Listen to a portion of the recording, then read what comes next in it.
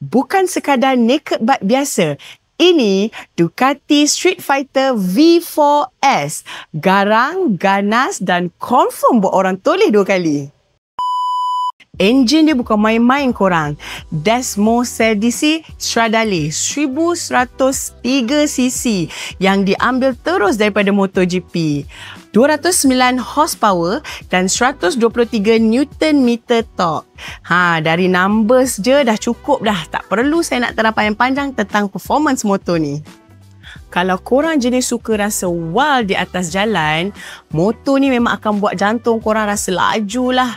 Tapi dalam keganasan tu, ada sistem yang bijak.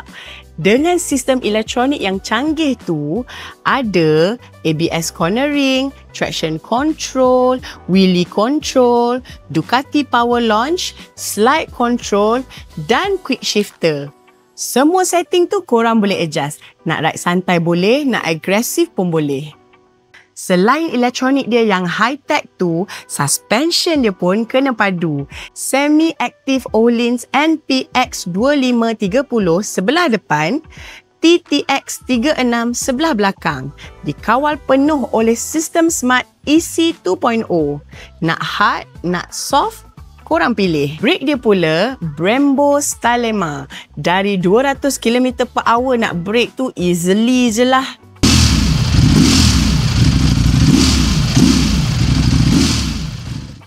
Korang tengok design motor ni, naked dan agresif. Yang ni version Stealth Black.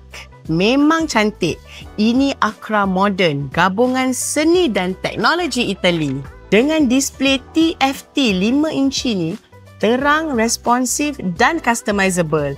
Korang boleh tukar riding mode, tengok data motor live dan boleh tukar setting ikut mood yang korang suka.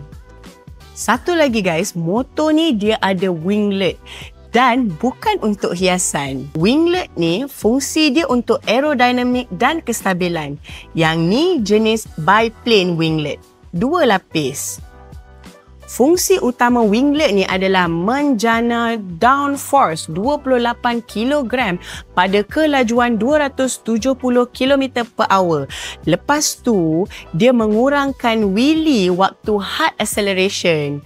Dia juga tingkatkan kestabilan masa masuk seleko dan keluar seleko. Dan dia juga bagi feel dan grip untuk tayar depan masa korang bawa laju. Kenapa winglet ni penting? Walaupun motor ni adalah naked bike, tapi Ducati masih mengekalkan aero package dari Panigale.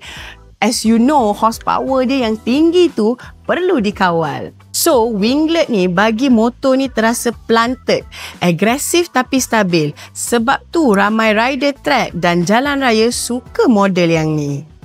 So, kalau korang tengah cari motor DNA Superbike tapi boleh ride all day, ini adalah motornya. Brutal, ganas dan bergaya.